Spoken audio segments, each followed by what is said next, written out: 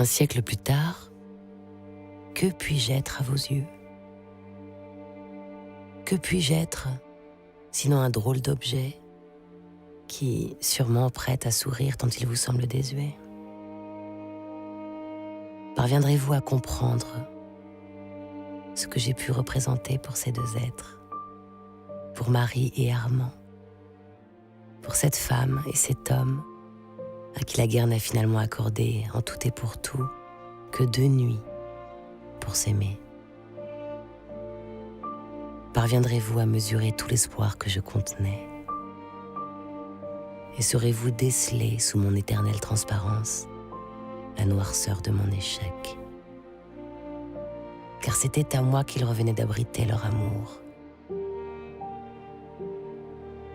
Sous ce verre qu'un ouvrier, d'un souffle long et puissant, avait un jour fait naître du feu, comme si, par nature, ma matière même n'avait jamais eu pour autre vocation que de contenir les flammes d'une passion.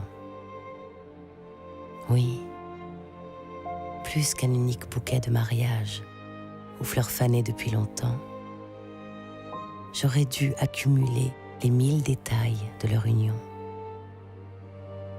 Peu à peu, saison après saison, au fil de ce qui fait une vie. Les mèches blondes ou brunes d'un enfant dont les rires à eux seuls auraient empli la maison. Les photographies de cet être chéri dont la curiosité, armée de 2 petites mains, aurait fini par menacer de me flanquer par terre. Mais je suis restée intacte. Car une balle, en sifflant comme une abeille égarée en hiver, a percé le front d'Armand pour atteindre à des centaines de kilomètres Marie, en plein cœur. Et moi, je suis restée là, désormais inutile,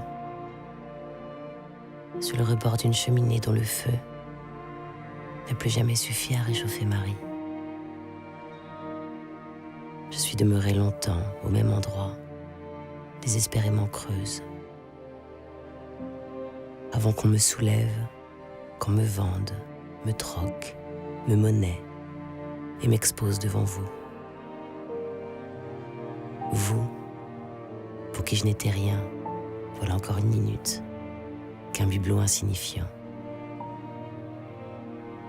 Vous, dont les yeux, à présent, voient au-delà de ma transparence, et qui, peut-être comme moi, depuis un siècle, pleure maintenant sans bruit, dans l'obscurité du jour et de la nuit.